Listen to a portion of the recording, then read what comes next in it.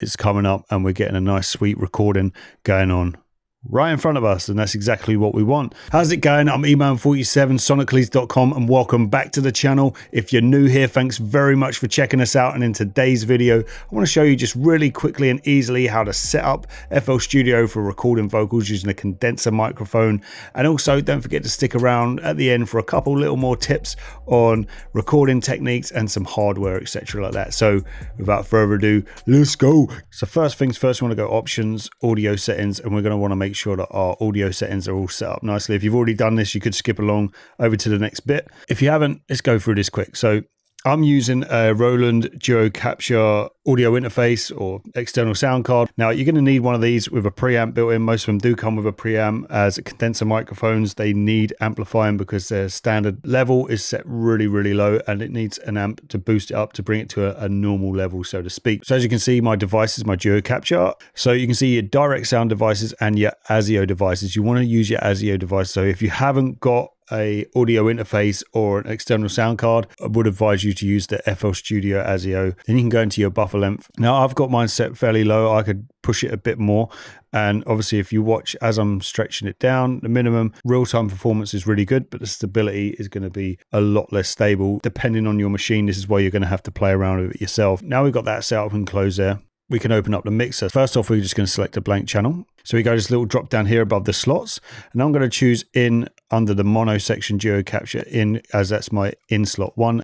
Sitting quite nicely, you know, between sort of like -6 to -12 dB is an area I like personally to work in. Gives me enough headroom, but it's not low enough. So if when I boost it and the sound treatment in the room's not great, it's not going to amplify that as well. So it's a nice little medium for me. Also, what we want to remember is when we're on this mic channel, you see this little button down here is a record button. We need to make sure that is armed so that when we do go to record in the playlist, we're going to get things recording through. So let's head over to the playlist. I'm going to make sure we're on song. So when we hit the record up here, now you're going to get this little pop-up coming up, and it's going to say, or give you these different options. And what we're going to do on this one is audio into the playlist as an audio clip. I'm going to make sure that I've got my countdown timer selected before this. I'm going to hit this and it's going to count down and automatically start recording. Let's go.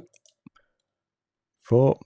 And as now I'm talking, you can see lovely live is coming up and we're getting a nice sweet recording going on right in front of us, and that's exactly what we want. So now we hit stop, and there we have it. So I can play that back, and as now I'm talking, you can see lovely live is coming up and we're getting a nice sweet recording going on right in front of us, and that's exactly what we want. It is as simple as that. So if we go into the channel rack here, we can see our recording.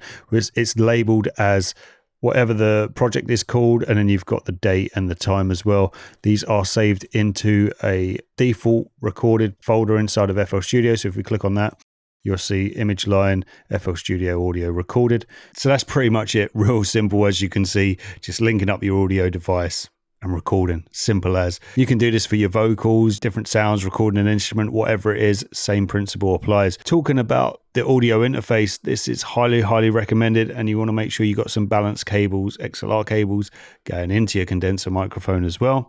For more clarity, for better quality is what you're looking for mainly. Also is a pop shield.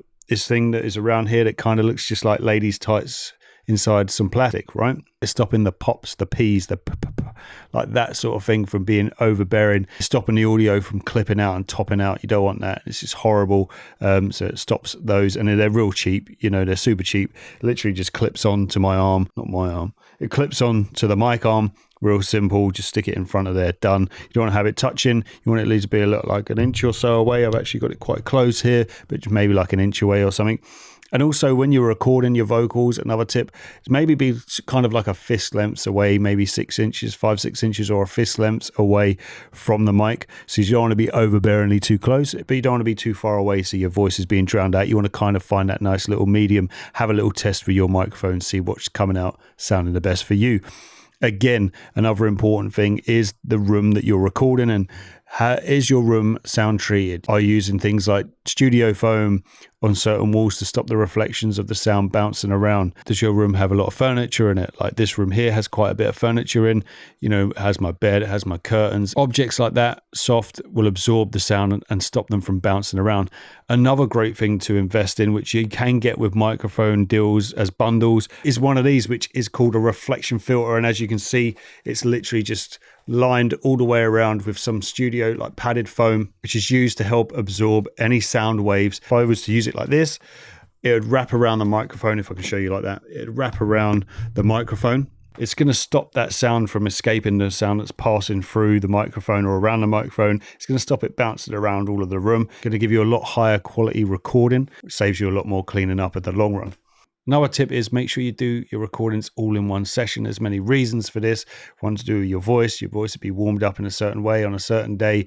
You're in that same sort of mindset. Just try and always do it in one session. So I hope you liked the video. If you did, please hit that like button. We'd be very appreciative if you did that. Also, don't forget to subscribe to keep up to date with all our latest videos, as we've got more and more coming out soon. Also, don't forget to leave a comment of any ideas, what you think about the video, or any ideas for future videos, things you'd like to see. Until next time, take it easy.